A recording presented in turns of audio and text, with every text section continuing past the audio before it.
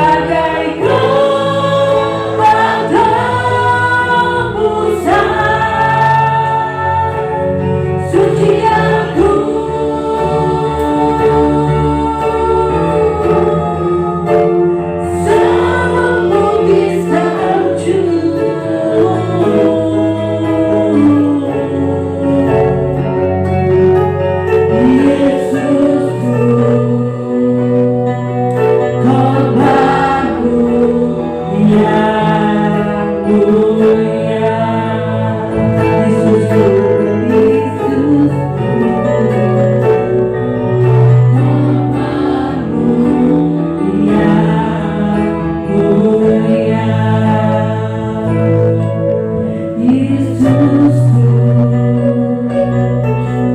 korbanmu yang mulia.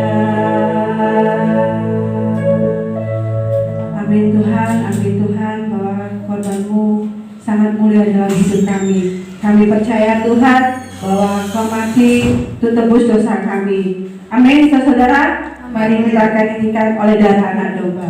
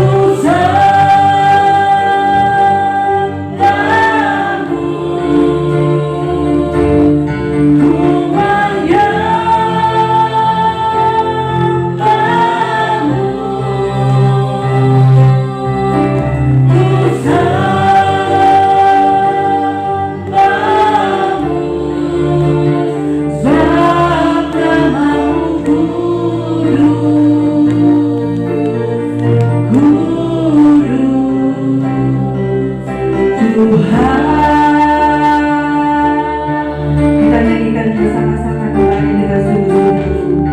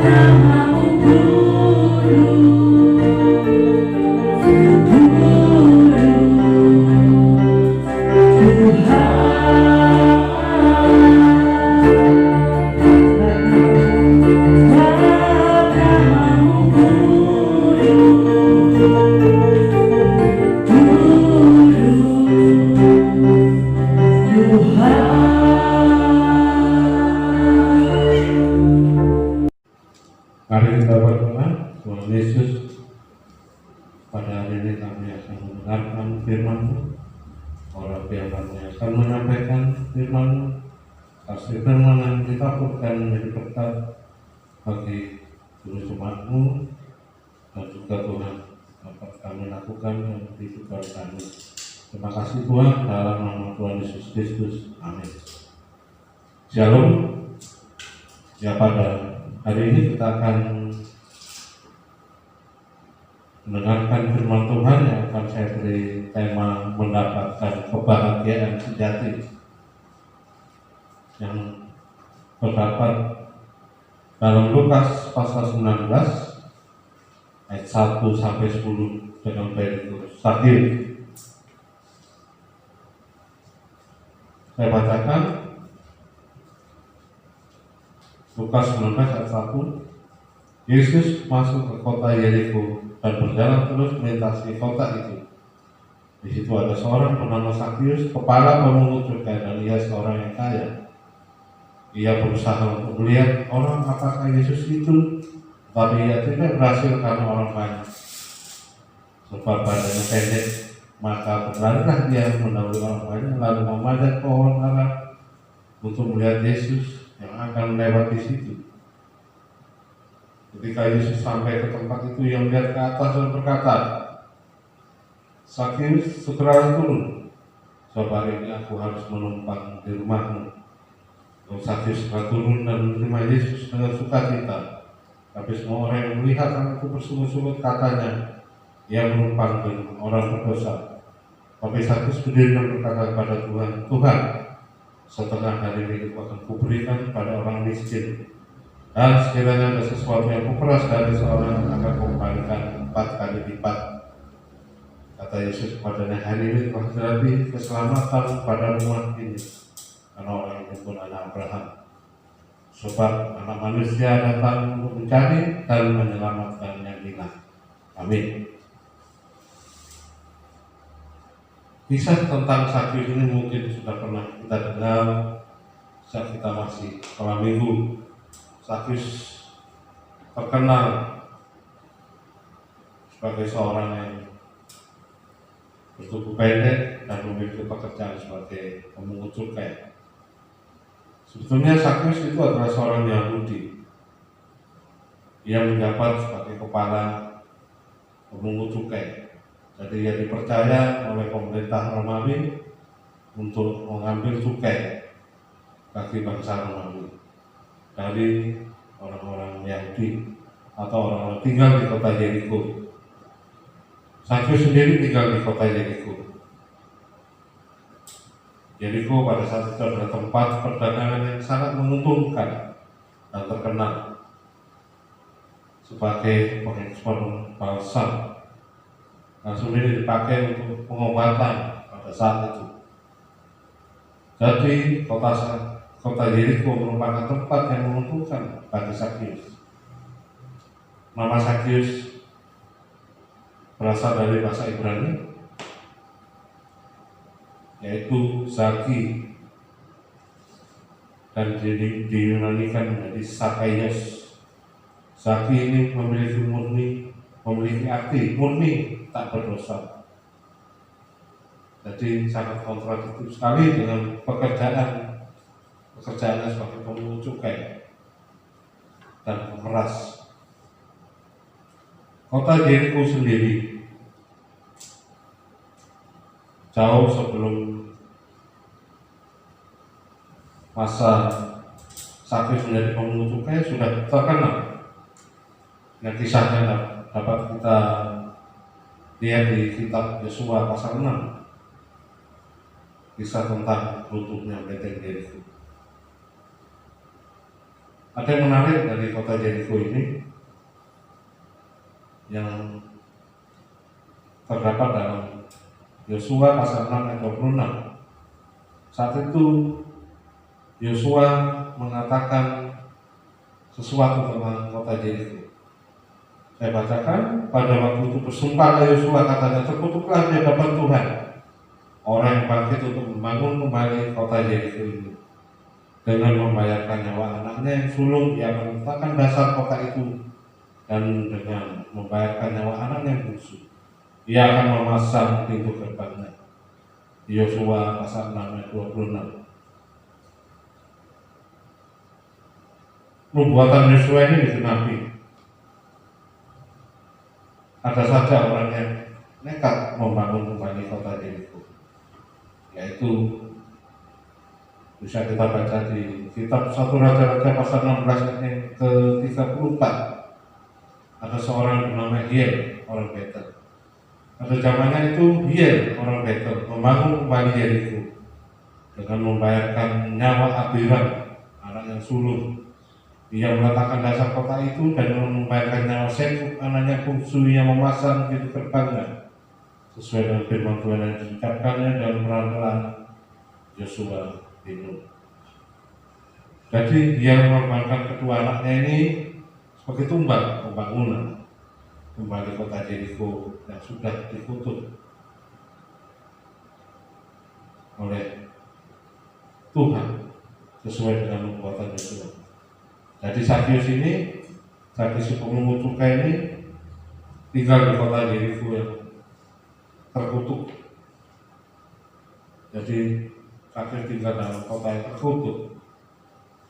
Lukas pasal 19 ini dibuka dengan ayat pertama mengatakan Yesus masuk ke kota Yeriko dan berjalan terus melintasi kota itu.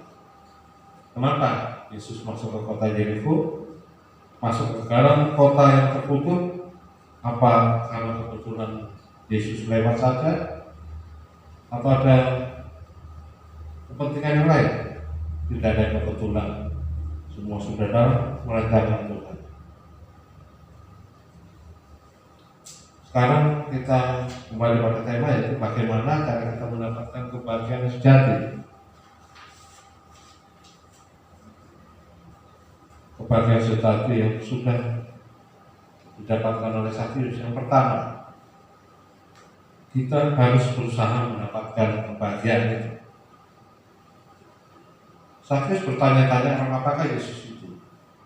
Dia berusaha untuk melihat orang apakah Yesus itu, tetapi ia tidak berhasil karena orang banyak, sebab badannya pendek. Di Lukas 19 ayat 3, Sakyus ini meskipun dia memiliki badan yang pendek, tapi dia berusaha untuk melihat Yesus. Mungkin saat itu ia tidak tahu Yesus itu siapa. Tapi karena Sakyus tertarik melihat orang banyak berkerumun untuk melihat Yesus, Sakyus merasa penasaran. Siapa sih Yesus itu sebenarnya? Maka ia berlari mendahului orang banyak, lalu memanjat pohon ara untuk melihat Yesus yang akan lewat di situ. Lukas 19 ayat yang keempat. Jadi poin yang pertama yang dilakukan Sakyus yaitu ia berusaha untuk mendapatkan kebahagiaan itu, mendapatkan Yesus. Poin yang kedua yaitu menerima Yesus atau membuka hati bagi Tuhan. Kita baca di Lukas 19 ayat 5 sampai ayat 6. Ketika Yesus sampai ke tempat itu, ia melihat ke atas dan berkata, Sakyus, segera turun, sebab hari ini aku harus menumpang di rumahmu. Lalu Sakyus segera turun dan menerima Yesus dengan sukacita. Selagi Sakyus saat itu bertanya-tanya, tiba-tiba Yesus lewat di bawah pohon yang dia naiki, dan kemudian tiba-tiba melihat ke arahnya, serta langsung memanggil namanya. Dan saat itu juga Yesus juga mau menginap di rumah. Sungguh suatu kejutan yang sangat luar biasa bagi kehidupan Sakyus. Seorang bernama Yesus yang menjadi perhatian orang banyak saat itu akan menginap di rumahnya, bahkan mengenal namanya. Itu sesuatu hal yang luar biasa bagi Sakyus, yaitu ketika dia langsung menerima Yesus dan membuka hatinya dengan sukacita. Itulah poin yang kedua, bagaimana untuk menerima kebahagiaan sejati dalam kehidupan kita. Poin yang ketiga yaitu bertindak. Bertindak dalam hal apa? Kita baca di Lukas pasal 19 ayat ke-8. Tetapi Sakyus berdiri dan berkata kepada Tuhan, Tuhan, setengah dari milikku akan kuberikan pada orang miskin, dan sekiranya ada sesuatu yang kuperas dari seseorang, akan kukembalikan 4 kali lipat. Ini sesuatu hal yang luar biasa. Saya yakin, dan mungkin kita semua juga yakin, Sakyus tidak pernah punya cita-cita mengumpulkan uangnya kemudian membagi-bagikan kepada orang miskin. Tetapi apa yang dilakukan Sakyus, ketika ia bertemu dengan Tuhan, ia bertindak, dan dia segera mengambil tindakan, yaitu membagi-bagikan hartanya untuk orang-orang miskin dan mengembalikan uang yang sudah diperasnya sebanyak 4 kali lipat. Itulah perubahan kehidupan yang dialami oleh Sakyus ketika ia berjumpa dengan Yesus. Sudahkah kita ketika kita berjumpa dengan Yesus, kehidupan kita berubah? Sudahkah kita mengambil tindakan ketika kita bertemu dengan Yesus? Sudahkah kita bertobat dari segala dosa-dosa kita ketika kita bertemu dengan Yesus? Hari itu adalah hari yang tidak pernah dilupakan oleh Sakyus, yaitu hari ketika ia berjumpa dengan Yesus yang telah mengubah hidupnya yang jahat, yang dibenci orang, menjadi berkat bagi banyak orang. Sakyus telah menemukan apa yang selama ini dicarinya. Saya percaya meskipun dia memiliki uang banyak, memiliki harta yang melimpah, namun dia tidak memiliki kebahagiaan itu, kebahagiaan yang sejati itu, yang hanya bisa didapatkan dari Yesus Kristus. Saya tutup dengan satu kisah, yaitu kisah tentang orang muda yang kaya. Bisa kita baca di Injil Matius 19 ayat 16 sampai 26. Sebetulnya kisah orang muda yang kaya ini adalah kisah kontradiksi atau berlawanan dari kisah Sakyus ini. Sebetulnya orang muda yang kaya ini adalah seorang yang baik kelakuannya. Tetapi ketika Yesus meminta ia menjual hartanya dan membagi-bagikannya kepada orang miskin, ia justru menolak dan pergi meninggalkan Yesus dengan hati yang sedih. Kontradiktif dengan kisah Sakyus. Sakyus notabene seorang yang jahat, seorang yang menjadi public enemy bagi masyarakat Yahudi. Hidupannya berubah dari yang jahat menjadi yang baik. Kontradiksi sekali dengan orang muda yang kaya, yang notabene adalah seorang yang baik kelakuannya. Ia telah melakukan semua hukum Taurat sejak ia masih muda. Yaitu ketika Yesus meminta ia menjual hartanya, justru ia menolak dan pergi meninggalkan Yesus. Sakyus ketika Yesus meminta permintaan yang sama, justru ia merasakan sukacita dan mendapatkan kebahagiaan sejati ketika ia bisa membagi-bagikan kepada orang miskin dan mengembalikan uang orang sejahtera yang sebanyak kali lipat. Itulah kebahagiaan sejati yang sudah didapatkan oleh Sakyus, sehingga ia bisa berubah dalam kehidupan. Demikian juga kita semua, jemaat Gereja Kapernaum dan juga kita yang saat ini menyaksikan tayangan video ini, kita harus mengikuti apa yang dilakukan oleh Sakyus. Itu yang pertama, kita harus berusaha mendapatkan kebahagiaan. Yang kedua, kita menerima Yesus dan membuka hati bagi. Dan yang ketiga, kita bertindak meninggalkan segala kesalahan kita. Amin. Tuhan Yesus memberkati. Mari kita berdoa. Tuhan Yesus, terima kasih untuk firman-Mu. Hamba-Mu sudah menyampaikan pesan firman-Mu, agar firman ini dapat menjadi kekuatan bagi kami dalam menjalani kehidupan kami. Dan Tuhan, Sakyus dapat menjadi teladan dalam kehidupan kami semua lewat pertobatannya pada saat ia berjumpa dengan Engkau. Terima kasih Tuhan.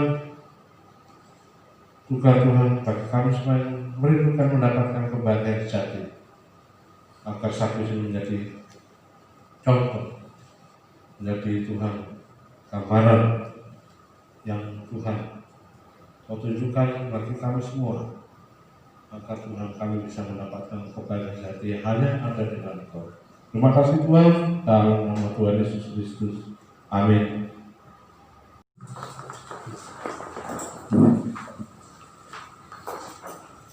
Kita angkat roti di atas kepala kita. Saya bacakan firman Tuhan. Sebab apa yang telah kutuliskan kepadamu telah aku terima dari Tuhan, yaitu bahwa Tuhan Yesus pada malam waktu ia diserahkan mengambil roti, dan setelah itu ia mengucap syukur atasnya. Ia memecah-mecahkannya dan berkata, inilah tubuhku yang diserahkan bagi kamu. Perbuatlah ini menjadi peringatan akan aku. Bukankah roti yang kita pecah-pecahkan adalah persekutuan tubuh Kristus? Haleluya, mari kita makan dalam nama Tuhan Yesus.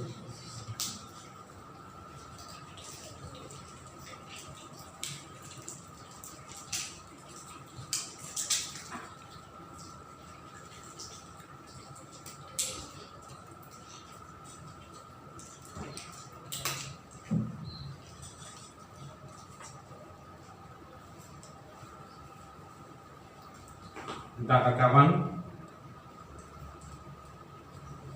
saya bacakan firman Tuhan. Demikian juga yang mengambil cawan sudah makan lalu berkata, cawan ini adalah perjanjian baru yang dibenteraikan oleh darahku. Berbuatlah ini setiap kali kamu meminumnya, menjadi peringatan akan aku. Bukankah cawan pengucapan syukur atasnya kita ucapkan syukur adalah persekutuan dengan darah Kristus? Haleluya, mari kita minum dalam nama.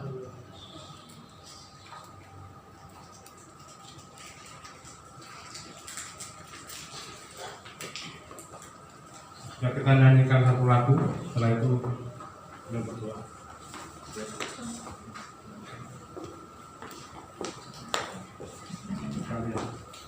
Kita nyanyikan lagu boleh?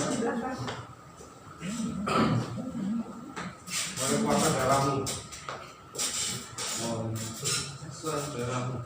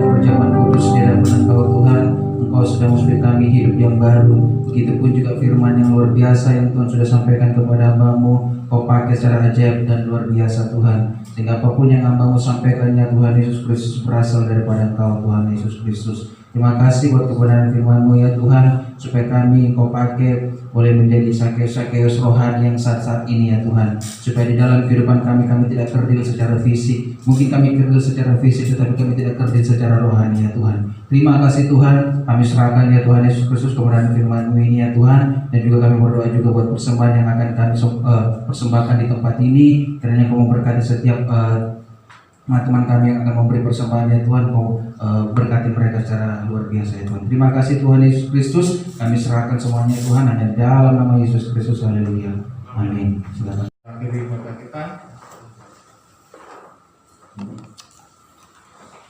Kita satukan hati kita berdoa. Tuhan Yesus, terima kasih untuk ibadah raya siang hari ini. Kau sertai mulai dari awal sampai pada akhirnya. Tuhan Yesus, Tuhan Kau berkati hamba-Mu sudah mimpin puji-pujian, saudara kami Tri, Kau berkati sama keluarganya, suaminya yang tidak sempat hadir pada siang hari ini. Kau berkati dalam usaha pekerjaannya, dalam kesehatannya, supaya Putri Tuhan dalam tugas-tugasnya, dalam Tuhan usahanya, juga dalam Tuhan kesehatannya. Kau berkati, juga berkati pendidikan kedua anaknya Tuhan, Devon dan Matthew, juga Tuhan Nathan. Tuhan Yesus, Kau berikan kesehatan, kekuatan untuk fokusi untuk kuasa darah-Mu, jauhkan dari salah merabaya dari hal-hal yang tidak diinginkan.